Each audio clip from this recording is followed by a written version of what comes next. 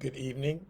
It is Wednesday, October 4th of 2020. My name is Douglas Griffin. This is my Wednesday night Bible study. We are studying from the book of Luke. We're in Luke chapter 1, just started a few weeks ago. We're going to be finishing the chapter today. Luke is singularly different than the other three writers who chronicle the life of Jesus: Matthew, Mark, and John. Luke's the only one who was Greek and a Gentile, but he did his homework and interviewed more people than Matthew. Matthew was there, John was there. Who do we need to interview? We were there. But Luke gets the point of view of everyone else all around, everyone who was connected with the birth of Jesus and the life of Jesus. I think Luke, between the book of Luke and the book of Acts, wrote about 1/4 of the New Testament. So he's very interesting. Even though we've gone through Matthew and John, this will be a whole new take on the life of Jesus. We'll learn something new.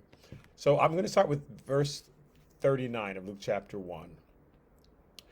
Jesus his birth is being announced to Joseph, to Mary, to Elizabeth is pregnant with John the Baptist and Zacharias, and Luke is just wanting to set the place for all these people who were there contributing when the birth of Jesus was announced and everything that was connected to it. So Mary's gotten a visit from Gabriel and said, "You're going to have a child," which she's like, "How is that possible? I haven't had a man yet, so I'm going to have a child." And he says, "The Holy Spirit will overshadow you, and that which is born of you will be of the Holy Spirit." So Jesus comes from Mary's line, not from Joseph's line. Matthew gives you Joseph's line. Luke gives you Mary's line, because that's, as far as his human, that's where he came from. And there's a reason for it. There's a reason why it can't actually be Joseph's line. We'll get to that later. So he's son of God and son of man, but through Mary. So in Luke chapter 1, verse 39, it says, "Now Mary arose in those days and went into the hill country with haste to a city of Judah." So because she's on her way to see her cousin Elizabeth. Is it Mary's father and Elizabeth's mother are brother and sister? Right, yes. Okay, so she is in Galilee, and now she's going to go all the way down. Galilee is in the north. You've got northern Israel, central Israel, southern Israel. She's going to go all the way from the north down to southern Israel to where Judah is. She says to a city of Judah. It doesn't tell us which city. Here, it doesn't tell us which city is here, but we know that it's the city that Elizabeth and Aaron lived in, and we know that Aaron is descendant, not Aaron, I'm saying Zacharias, her husband. Zacharias is descendant from Aaron, Moses' brother, and we know exactly what line. So we kind of know where his family was settled because the priests had to live in specific cities.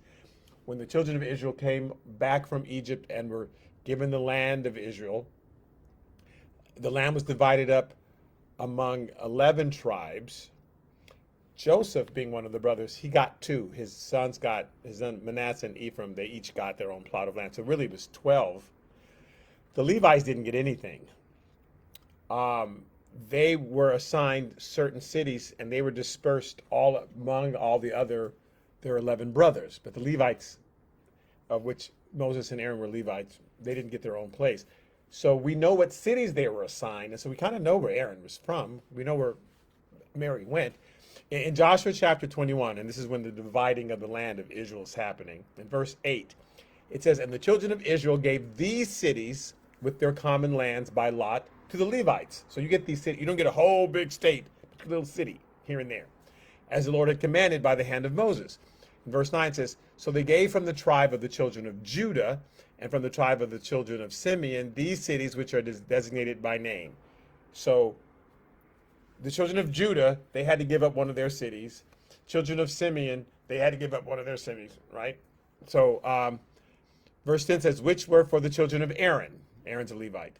"One of the families of the Kohathites," the Kohens, the Kohaths, And again, I was saying, if you know a Cohen, if you know anybody whose last name is Cohen, Cohen, they're a descendant of the tribe of Levi. They're priestly, and you'll probably find them compelled always to do things to help the poor, or something like that, because that's where they still descendant from. They still have that calling on them. They may not even know. I don't read the Bible, but I must go help the poor.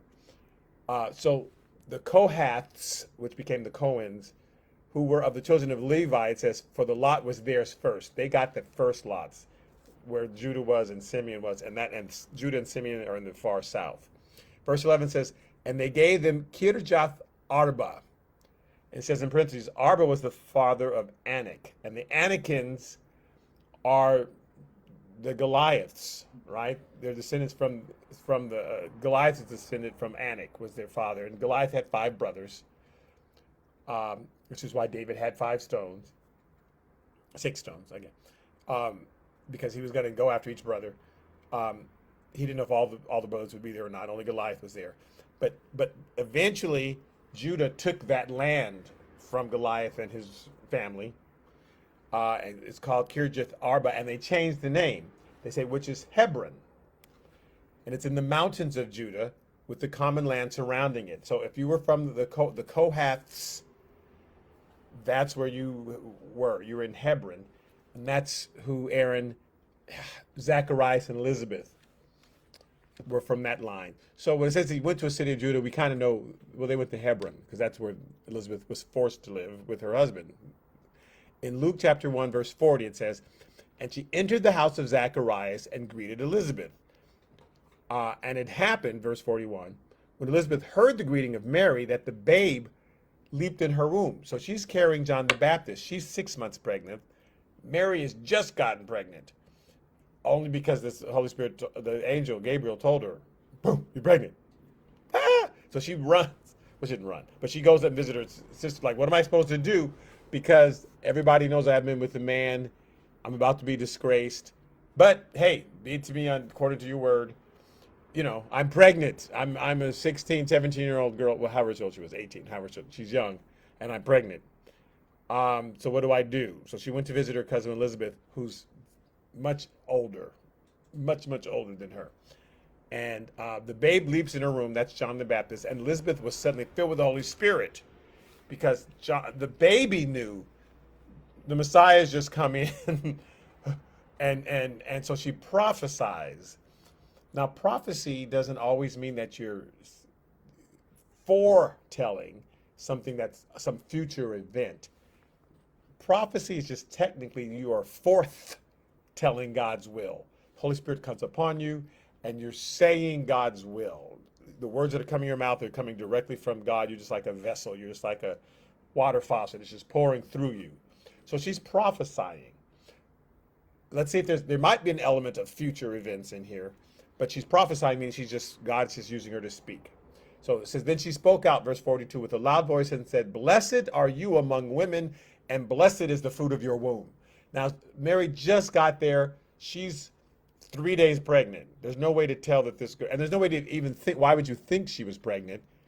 She's 17, however old she is, right? So she's just prophesying, because she suddenly knows blessed is the fruit of your womb. God has just spoken this to her heart. Now, saying, blessed are you among women is an interesting phrase. I will tell you that Elizabeth is quoting scriptures, parts of scriptures, all the rest of what she says. One of the first times we hear, blessed are you among women, is in Judges chapter 5. The Canaanites have been threatening Israel and challenging them. And in Judges chapter 5, they sing a song about how they were able to get rid of them. In Judges chapter 5, verse 24, part of the song says, most blessed among women. So this is the first person that got this phrase, is Jael, the wife of Heber, the Kenite. Now, in her name is Jah, which is God, and El, which is God. So Jehovah God, Jael, in her name. She's most blessed among women. Well, what did she do?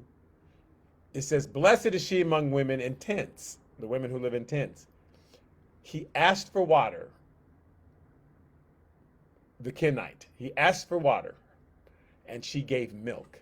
She brought out cream in a lordly bowl. She stretched her hand, though, to the tent peg, while this guy, who was terrorizing the Israelites, is drinking this milk. She grabs the tent pole. She stretched out her hand to the tent peg, her right hand to the workman's hammer, and then she grabbed the hammer with her other hand, and she pounded Sisera.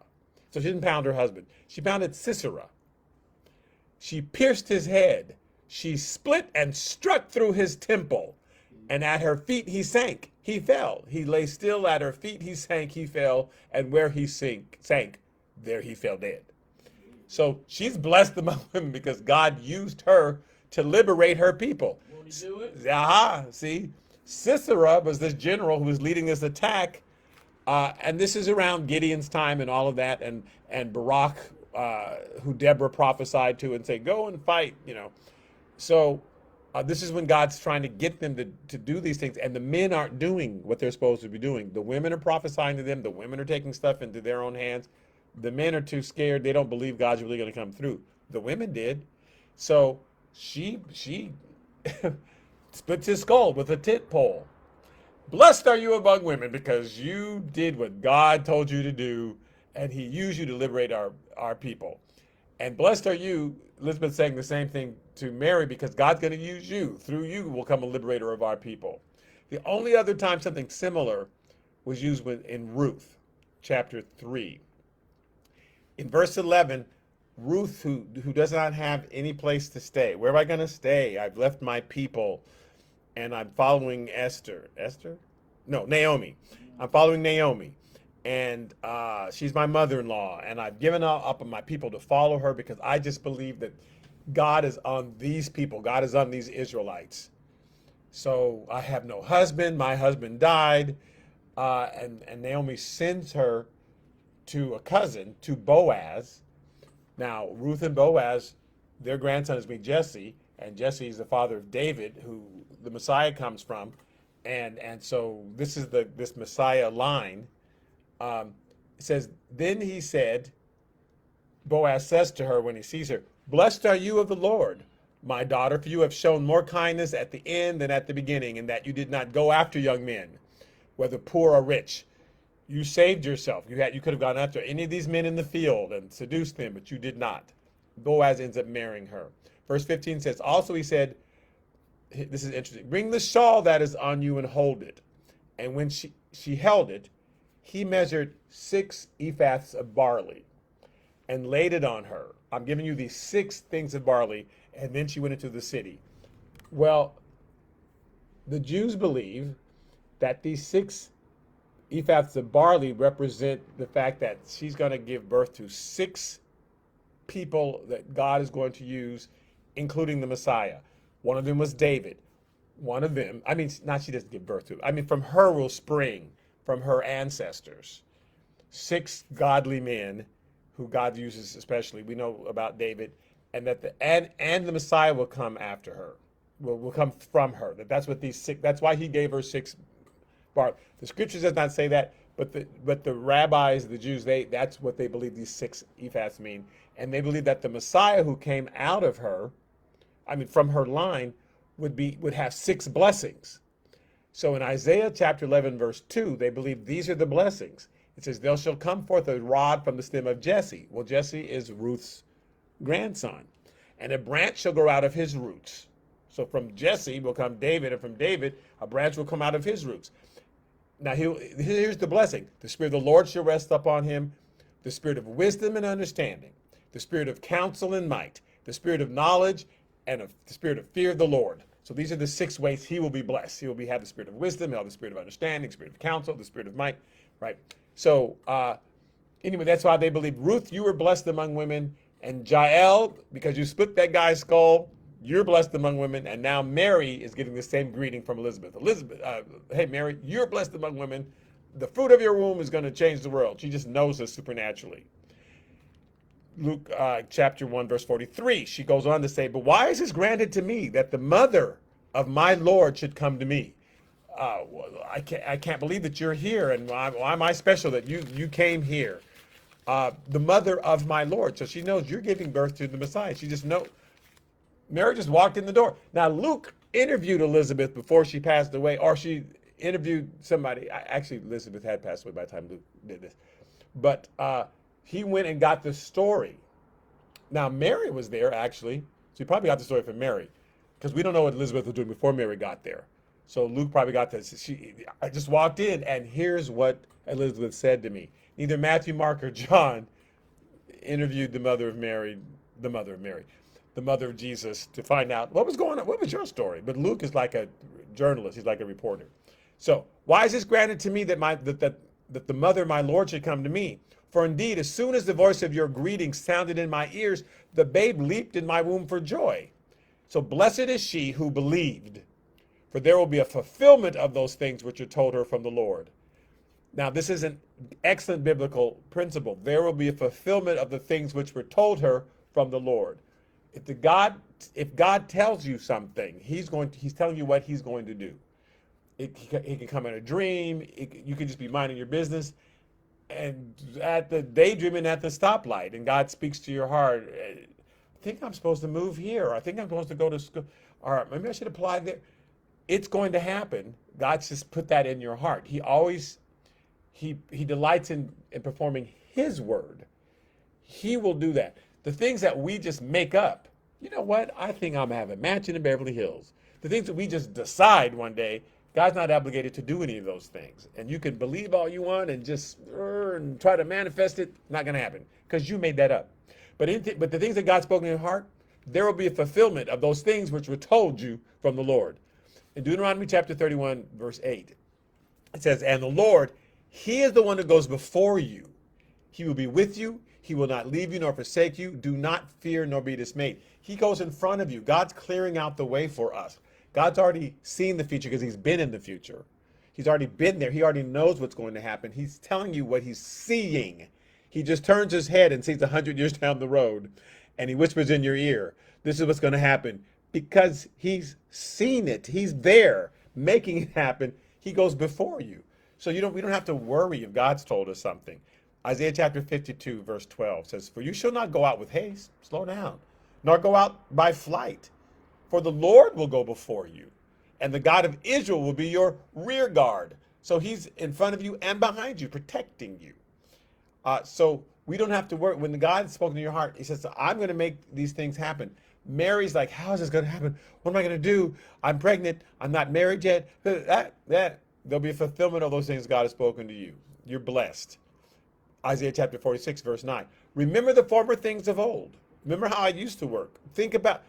Remember the parting of the Red Sea. Remember all that other stuff.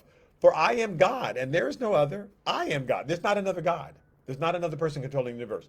I don't have an opposite equal. The devil's not controlling half the universe, and I'm controlling the other half. And we just fight every day. And you got to bind that devil because he's busy doing all. I'm God. I'm not saying there's not a devil. There is a devil who whispers in our heads and says, you don't believe that's going to happen. If I was you, I would give up. If I was you, let go. Well, you know what the doctor said, so you better, just prepare to die. That's the devil in our ears. You don't believe that, do you?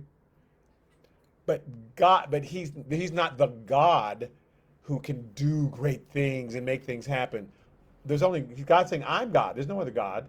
He says, I declare, verse 10 of Isaiah 46, I declare the end from the beginning. I told you from the beginning how it's going to end. Because I can see the end. You can't. We just live minute by minute. But God is not bound by time. So I declare the end from the beginning. And from ancient times, things that are not even yet done. Saying, my counsel shall stand, and I will do all my pleasure. I'm doing whatever I want. My counsel you can't stop. Once I've said it, that's it. It's going to happen. So, Isaiah 55, verse 11 says, so shall my word be that goes forth from my mouth. It shall not return to me void. If I've said it, it's going to happen. But it shall accomplish what I please.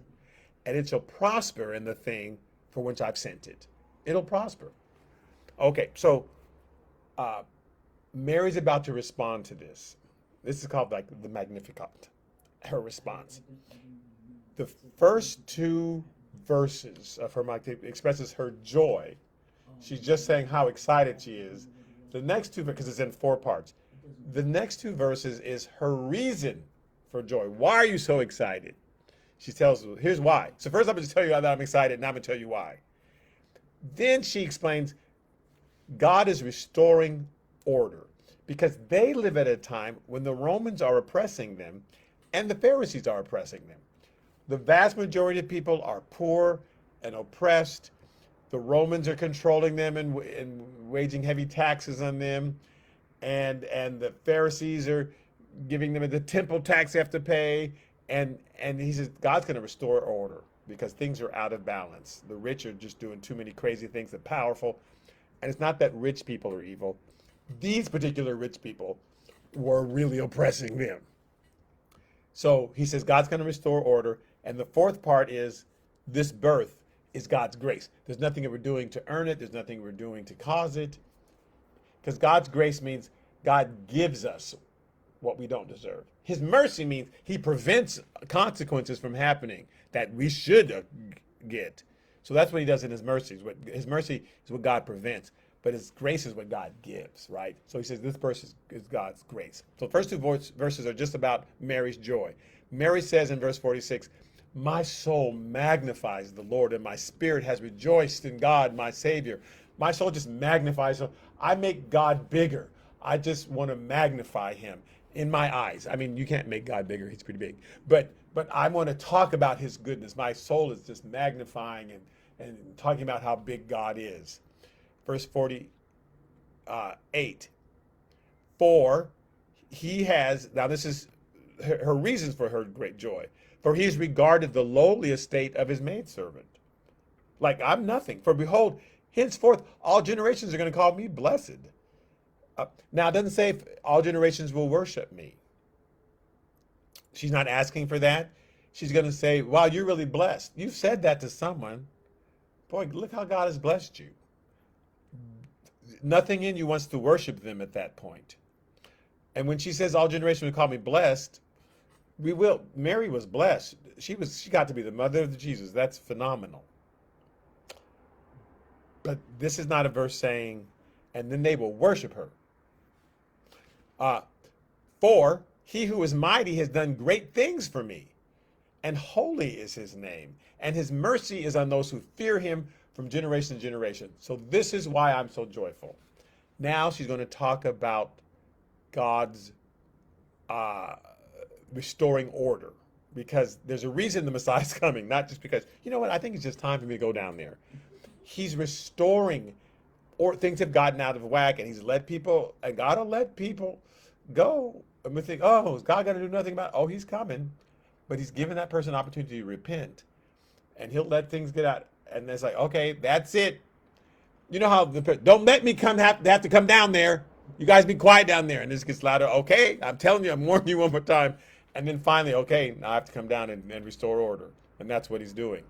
So verse 51 says, he has shown strength with his arm.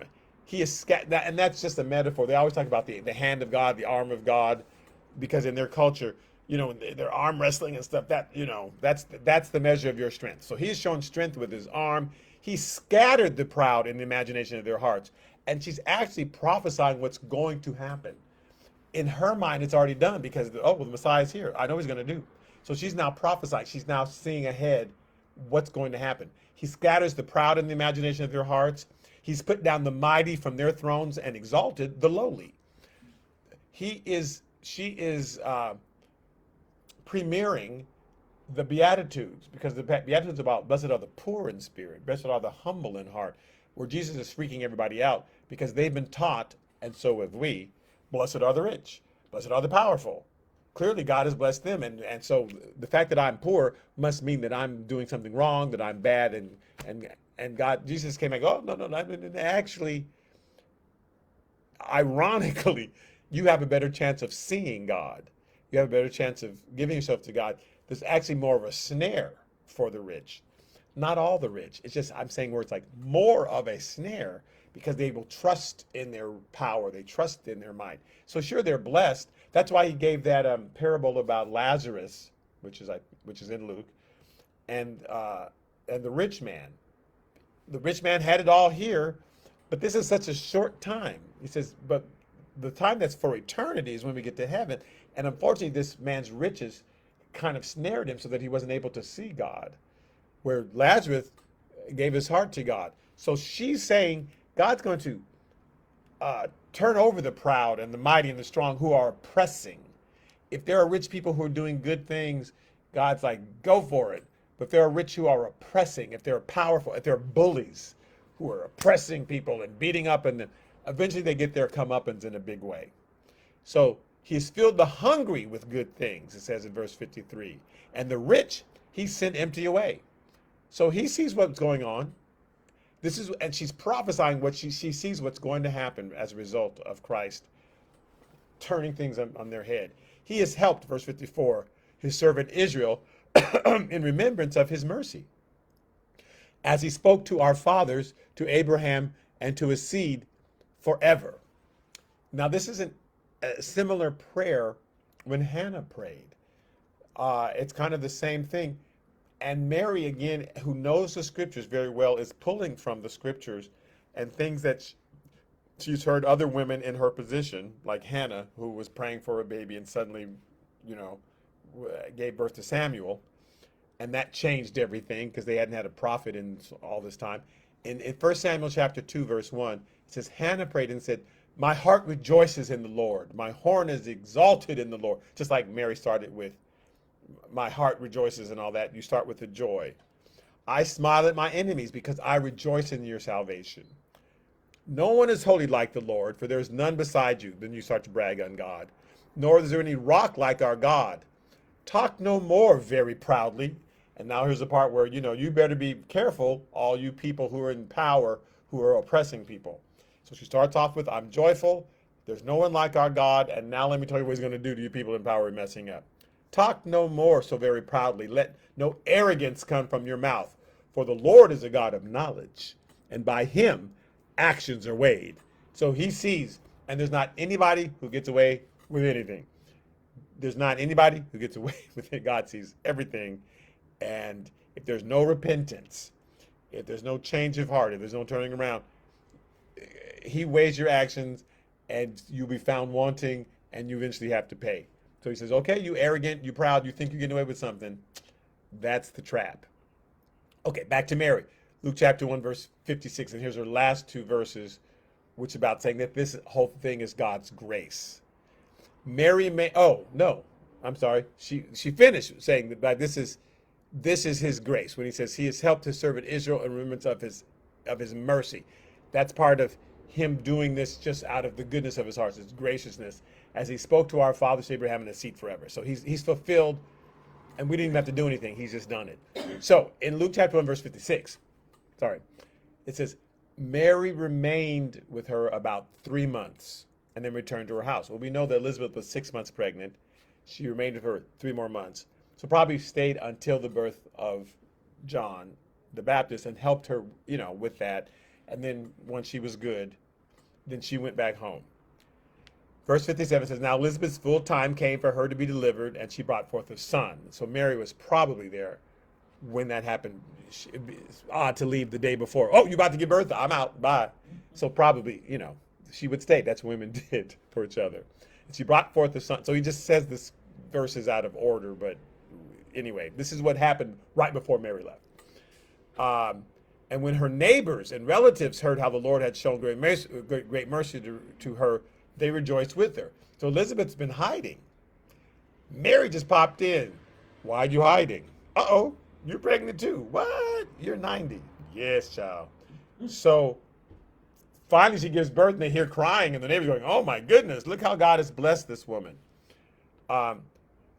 Luke chapter 1, verse 59 says, so it was on the 8th day, this is John the Baptist being born, that they came to circumcise the child. Now, so this is a tradition, right? You circumcise on the 8th day. Started way back with Abraham. There were generations where they stopped doing it and God punished them because this is a sign of the covenant. This is all I'm asking you to do on your part Circumcise your, he's talking to the Jews, a sign of his covenant that he made with Israel. He did not make this covenant with everybody on earth, but he made this covenant with Israel. This is your sign for you. On the eighth day, well, let me just read it. Genesis chapter 17, verse 12. He who is 8 days old among you shall be circumcised. Every male child in your generations, he who is born in your house or bought with money from any foreigner who is not your descendant. So if you have a paid servant in your house, or you bought a slave, you bought their contract, their 7-year contract, and they're born in your house, I'm going to protect that person too. But you have to circumcise them as a sign that you understand the covenant. Verse 14 says, and the uncircumcised male child who is not circumcised in the flesh of his foreskin, that person who shall be cut off from his people. He has broken my covenant. So let's be really clear. He's talking about the person who didn't circumcise. And the uncircumcised male child. So if you don't circumcise your male child, that person shall be cut off. Because obviously it's not the child's fault. He didn't know. Hand me that knife so I can circumcise myself. He did not know. So it's the person who says, I'm not going to do that. This is why Moses got in trouble. Moses was not circumcised. Moses was going to circumcise his oldest child. He's on his way back from the burning bush to Egypt. God has already said, Egypt is my firstborn, and reminded him of the covenant. And Moses is like, maybe God forgot. You know, God just says, God has said so much. He don't remember that. Surprise, I remember. I told you to circumcise your child, and you did not. So I'm going to have to kill you. So Moses is about to die, and that's why his wife circumcises both Moses and the child, and throws a flesh back at him. Here, your God's the God of blood. Yes, but that's all he asks us to do, and then he will do everything else. But this is your sign that you've made it. I need you to do your part, and that's all I'm asking you to do. So verse 15 of Genesis 17 says, then God said to Abraham, as for Sarah, your wife, you should not call her name Sarai, but Sarah shall be her name. So he connects changing of names to circumcision at that point, at least in the minds of the people. So they would give you your official name during the circumcision. Just because of these scriptures, just because of these few scriptures where it says you're going to circumcise your child, and Sarah, her name's going to be, Sarai will now be Sarah. So it just became a tradition that when you circumcise the child, that's when you call out his name. You circumcise it, and everyone calls out the name of the child. In Luke chapter 1, the second part of verse 59, it says, and they would have called him by the name of his father, Zacharias. That's what they were about to say. They're about to do the circumcision. They're about to say, Zacharias, and just give him that name. Zacharias himself has not spoken since he went in the temple and tried to show off with Gabriel. Hadn't spoken since then, since he's arguing with Gabriel. Well, how am I supposed to know? Because I appeared in the temple with huge wings. What do you mean, how are you supposed to know? Well, you could be anybody. No, I can't. I'm Gabriel who stands in the presence of God. So why are you questioning me? That's so bizarre of you. So here, you have to shut up all the way now. So Zacharias has not been able to talk. And according to what we're about to read, I don't think he could hear either. I think they're having to sign to him to explain things to him because I think he became mute and deaf. But anyway, so they would have called him by the name of his father Zacharias. In Genesis chapter 21, verse 3, it says, and Abraham called the name of his son who was born to him, whom Sarah bore to him, Isaac. So at the time he circumcises him, he called him Isaac. Then Abraham circumcised his son Isaac when he was 8 days old, as God commanded him. So this is another scripture that they use to say, see, he circumcised him, he called him Isaac. So when he circumcised a child, we'll just call out the name, and that's the only name that they can come up with. We'll call him by his father's name, because you had to call people by you had to be named by somebody in your own tribe. That's how they could tell who was who. They didn't want to start marrying each other accidentally. So I want to stay in my tribe. So I'm going to name you like Saul of Tarsus, who later became Paul. He was named after Saul, who was the king before David, because Saul was of the tribe of Benjamin. Saul of Tarsus was of the tribe of Benjamin. You're named after your people. Simon Peter was named after Simeon. He's the tribe of Simeon. His name was Simeon. Um, everybody, you're named at, and that's why they could identify who you were. They knew what tribe you were from. So we're going to call him Zacharias because of the first priest was Zacharias, not the first priest, but one of the first priests was Zacharias, and the other guy was Zacharias, his dad was Zacharias, call him Zacharias. But his mother answered, verse 60, and said, no, he shall be called John, because that's what the angel had told her. But they said to her, there is no one among your relatives who's called by that name. There's no John in your whole lineage, so you can't do it. Sorry. So they made signs to the father, like, okay, this woman's crazy. Tell us, what would he have him called? So they made signs to him, because apparently, if they just said, what do you have him called, he could have just written down the name. But they had to do it with signs, so that's why a lot of scholars think that he must have been deaf, because they were signing to him. And he asked for a writing tablet once they explained through signs what was going on. And he wrote, saying, verse 63, his name is John. So they all marveled. What? This woman was right? Yes. And immediately his mouth was opened and his tongue loosed, and he spoke, praising God. So now that he'd finally fulfilled everything that the angel had told him, his name's going to be John, blah, blah, and you're arguing like, well, I don't know. Now he's finally fulfilled it. The child is born. His name is John. Okay, now I'm going to let you speak. So he began praising God, and then fear came on all who dwelt around them, because this man had been deaf and dumb for 9 months. And then when he writes down the word John, suddenly this miracle has happened, and his tongue is loosed and he can hear. This is a creative miracle happening in front of them, right? They're not thinking, oh, well, it's just temporary. He had lost his hearing. He lost power to speak. And now suddenly he can speak when he wrote the name down, John. So they're going, okay. So it says here, verse 66, and all those who heard kept these things in their hearts, saying, what kind of child would this be? Because they wrote his name down, John, and then suddenly this miracle happened, and this man who was deaf and mute could suddenly talk and speak just when they wrote his name. So what kind of child is this? We got to watch out for this child. And the hand of the Lord was with him, was with the child.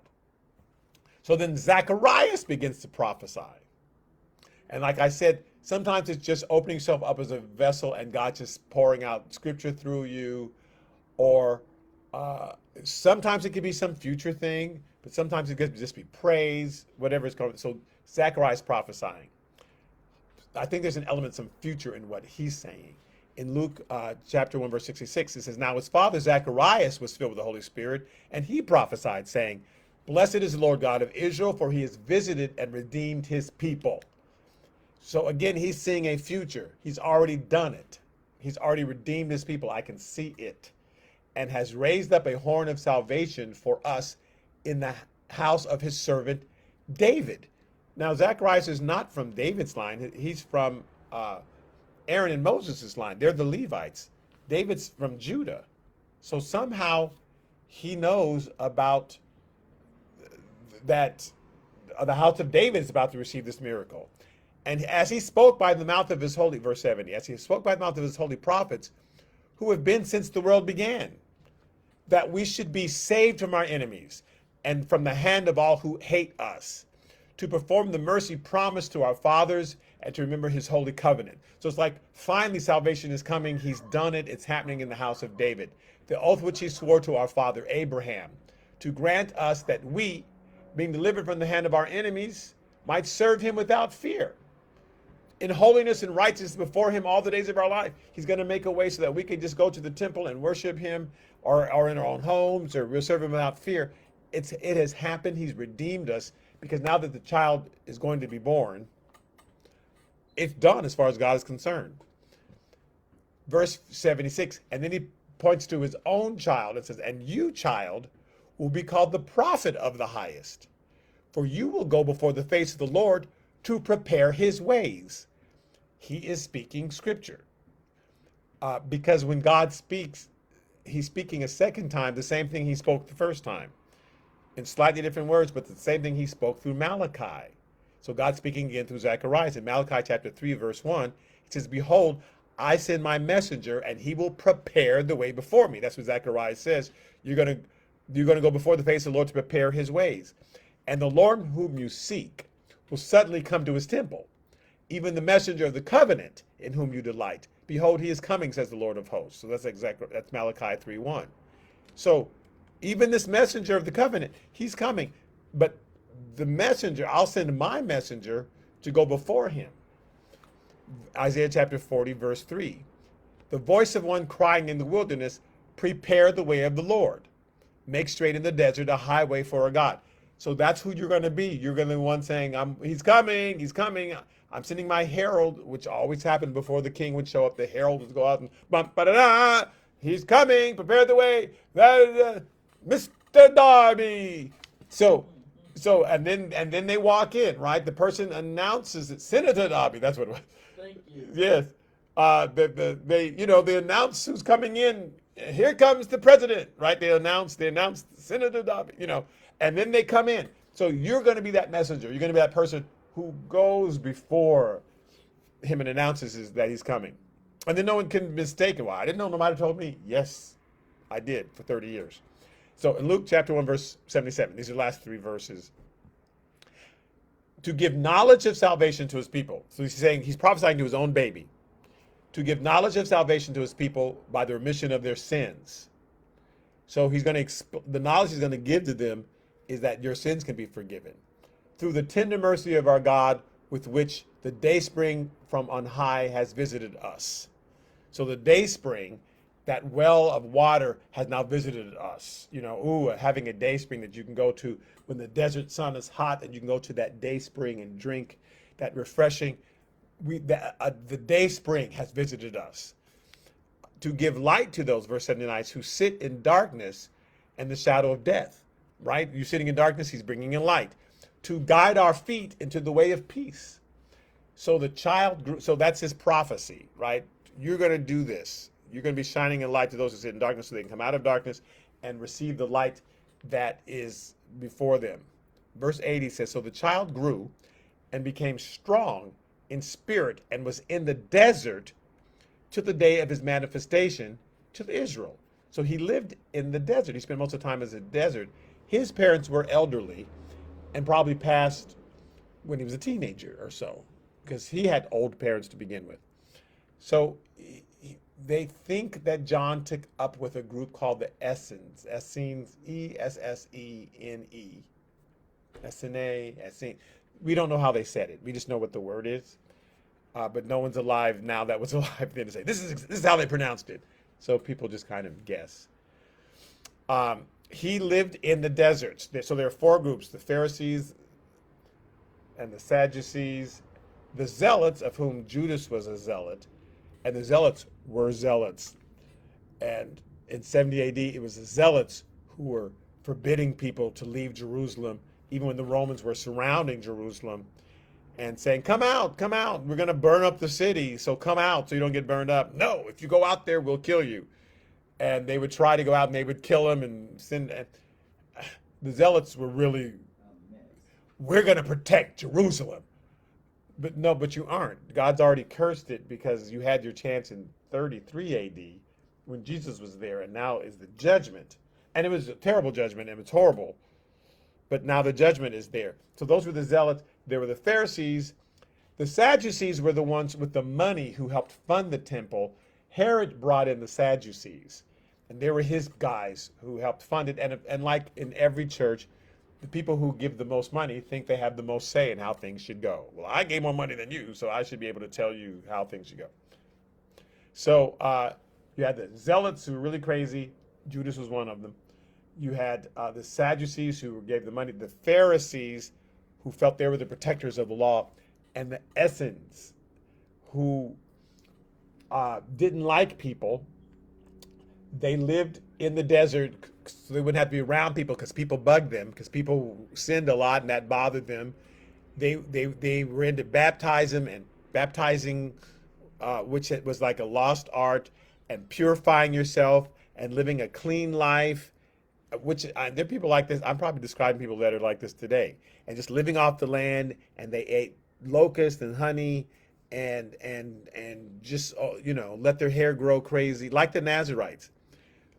We think that John the Baptist hung out with them after his parents passed because of where we find him. In Matthew chapter 3, verse 1, it says, in those days, John the Baptist came preaching in the wilderness of Judea. And that was that part near the Jordan and where the Essenes were. And that's where he liked to hang out. In fact, the first time we see him preaching, he is near the Jordan River, which is in that really off section. I always talk about there's three sections. There's a northern, central, and southern Israel. But there's this one little tiny strip of wilderness land right when you first stepped into Israel, the other side of the Jordan, that group lived there, and he seemed to live with them. In Luke chapter 2, verse 39, we're getting there in a couple of weeks, but it says, so when they performed all things according to the law of the Lord, they returned to Galilee, to their own city of Nazareth. So they had been. It's funny that I picked this scripture out. The first part of this talks about John baptizing, and he's baptizing off on the other side of the Jordan. And when they performed all things they're supposed to do, when they baptized Jesus, then they came back to Galilee. So Jesus had to go way out to this weird place for John to baptize him, because John just, if you really love God, you'll come find me in the desert, and I'll baptize you there. So he did. It says, and the child grew. Now here's the difference. John grew, it says, he grew strong and was in the deserts until he finally showed himself and began baptizing people. Unlike that, Jesus grew up around in a city, in a normal city in Galilee, in Nazareth. It says he returned to Nazareth, and the child grew and became strong in spirit, talking about Jesus, and filled with wisdom, and the grace of God was upon him. So Jesus is growing up around people. John's growing up in the desert. And if you watch the series Jesus, they'll always say, yeah, that weird John guy, that God, because he was what they call creepy John. Yeah, because Chosen. yes, the Chosen. That's what it's called. It's called the Chosen, and it's very good. But yeah, he was different, but he had this calling on him from the time he was born. And I'm going to make people repent, and you're going to be. And some of those people, they're different because they have a call on them, but God's not mad at them. You know, that's their calling. Okay, so I'm going to end there. We're done with chapter 1. Next week we will go into chapter 2 of Luke. Thank you so much for taking the time. Luke is very interesting. There's just new things to learn in Luke than we learned in Matthew and that we learned in John. Okay, I'm going to sign off, and I'll see you next week. All right, bye-bye. Wait, there we go.